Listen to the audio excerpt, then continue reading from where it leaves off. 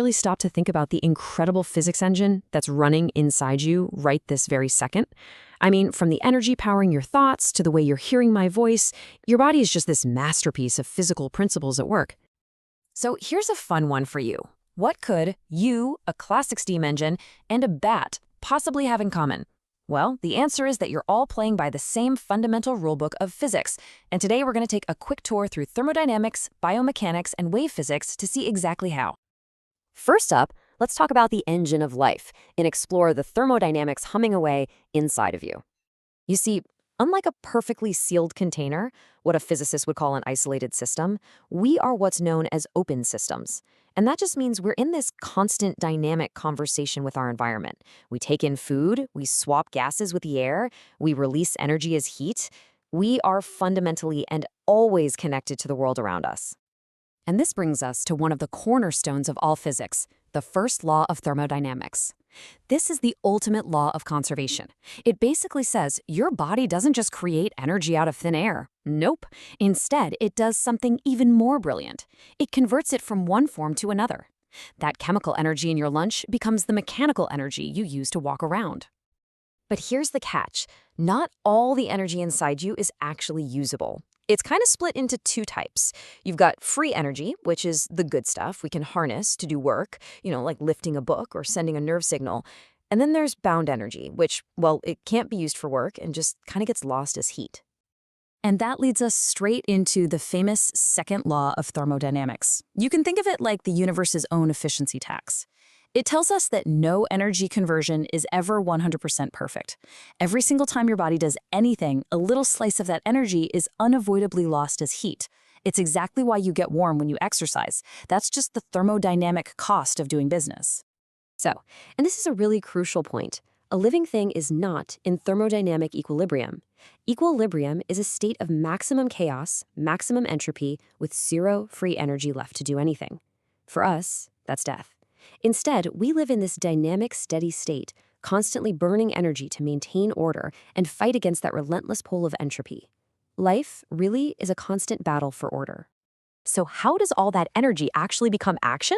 Well, that brings us right to our second section, from energy to motion, the amazing science of biomechanics. Okay, think about a simple spring. You pull it, it stretches in a really predictable way, and when you let go, it just snaps right back. That's what's called a Hookean material. But our muscles, our tissues, they are so much more sophisticated. They're non-Hookean. Their elasticity isn't that simple and linear, which is what gives them the incredible ability to stretch and contract and absorb shock in all these complex ways. The real magic happening inside your muscles is that they are chemomechanical systems. What does that mean? It means they perform this incredible feat of converting chemical-free energy directly into mechanical work, into motion, without needing a heat step in between. It's this amazingly direct and efficient energy conversion. But remember that second law? Of course you do. Even this incredibly direct process isn't perfect. Because muscle contraction is what we call an irreversible process, a portion of that free energy is always lost as heat. This is the secondary heat you feel when your muscles are really working. It's the physical proof of that thermodynamic tax, right there in your own body. All right, so motion isn't just about, getting from point A to point B. It's also about vibration. So let's explore that with our third topic, the physics of vibration and the waves both inside and out. Every mechanical wave, whether it's ripples on a pond or the sound traveling through the air to your ears right now, they all kind of play by the same set of rules. They can interfere with each other, they can diffract or bend around things, they reflect off surfaces, and they refract or change direction when they go from one thing to another. And this leads to one of the most powerful and honestly coolest concepts in all of wave physics, resonance. This is what happens when an outside force vibrating at just the right frequency causes another system to start oscillating with a much, much bigger amplitude. It's a huge deal, and it's key to how we perceive the world. So let's take these wave principles and apply them to one of our most amazing abilities, the absolute miracle of hearing. Now, this is where it gets really fascinating. The difference between the sound that's out there and the sound that's in our head. You see, physics describes sound with objective things like frequency and intensity. But our brain takes that information and translates it into subjective feelings, pitch and loudness. Our hearing is just this constant, incredible act of translation. And that translation, it happens in 4 key steps. First, your outer ear acts like a funnel and collects the sound waves. Second, the tiny little bones in your middle ear, the ossicles, amplify those vibrations. Third, this makes the fluid in your inner ear start to oscillate. And fourth, tiny little hair cells pick up on that and trigger a nerve signal that zips off to your brain. Now, that amplification step in the middle ear, it is absolutely crucial. The air in your middle ear and the fluid in your inner ear have very different levels of resistance to sound, a property called acoustic impedance. Without those little bones acting as an amplifier, most of the sound energy would just bounce off your inner ear, and our world would be almost completely silent. So how in the world do we tell the difference between a high note and a low note? The answer is this marvel of natural engineering called the basilar membrane. Think of it like a tiny piano keyboard unrolled inside your ear. The part near the entrance is narrow and stiff, and it resonates with high-frequency sounds.